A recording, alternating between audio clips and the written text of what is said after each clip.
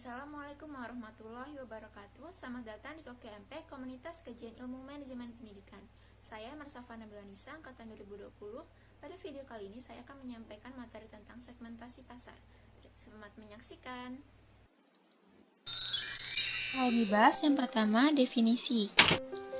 Definisi segmentasi pasar jasa merupakan suatu proses untuk membagi pasar menjadi kelompok-kelompok konsumen yang lebih homogen, di mana tiap kelompok konsumen dapat dipilih sebagai target pasar untuk dicapai perusahaan melalui strategi bauran pemasarannya.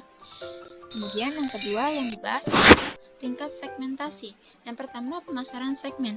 Perusahaan yang menerapkan pemasaran segmen menyadari sepenuhnya bahwa pembeli memiliki keinginan baik daya beli, lokasi geografis, budaya, perilaku pembelian, dan kebiasaan pembelian yang berbeda-beda. Oleh karena itu, perusahaan berusaha mengelompokkan pasar yang heterogen tersebut menjadi kelompok-kelompok kecil yang lebih homogen, sehingga dapat dilayani dengan lebih efektif dan efisien. Contohnya, dalam pasar restoran dapat dikelompokkan menjadi kelompok-kelompok pasar atau segmen seperti konsumen bakso, konsumen nugget, konsumen sosis, dan lain sebagainya. Kemudian yang kedua, pemasaran ceruk. Pasar ceruk ini adalah kelompok kecil yang kebutuhannya sedang tidak terlayani dengan baik. Salah satu segmen dalam pasar contohnya dalam pasar daging olahan adalah segmen konsumen nugget. Sub-segmen nugget mungkin bisa diidentifikasikan sebagai konsumen nugget yang pedulikan kesehatan, kandungan vitamin, dan serat dalam produk nugget. Produsen nugget yang ada saat ini belum terlalu memperhatikan permintaan kelompok kecil ini, sehingga kelompok kecil atau subsegmen ini disebut dengan ceruk. Yang ketiga, pemasaran individual. Pemasaran sesuai dengan pesanan atau customized marketing. Pemasaran konsumen kini melakukan eksperimen dengan sistem baru yang menyediakan produk yang dibuat sesuai dengan pesanan dalam bidang barang cetakan, pakaian, makanan, dan lain sebagainya. Prinsip dalam pemasaran individual ini adalah pelanggan ingin mengekspresikan kepribadian mereka melalui produk-produk yang mereka beli.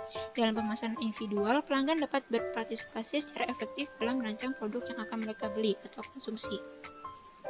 Kemudian selanjutnya yang dibahas adalah prosedur segmentasi. Yang pertama, tahap survei. Preset dapat menyiapkan kuesioner resmi untuk mengumpulkan data mengenai atribut dan peringkat kepentingan mereka, kesadaran merek dan peringkat merek, pola-pola pemakaian produk, sikap terhadap kategori produk, demografis, geografis, dan psikografis responden. Kemudian yang kedua, tahap analisis. Preset menerapkan analisis fakta terhadap data tersebut untuk membuang variabel yang berkolerasi tinggi. Yang ketiga, tahap pembentukan. Masing-masing kelompok dibentuk berdasarkan perbedaan sikap, perilaku, demografis, psikografis, dan pola media. Kemudian yang selanjutnya yang dibahas adalah dasar segmentasi pasar konsumen. Yang pertama, dalam melakukan segmentasi pasar konsumen perlu diperhatikan variabel segmentasi pasar utama seperti segmentasi geografis, demografis, psikografis, dan perilaku.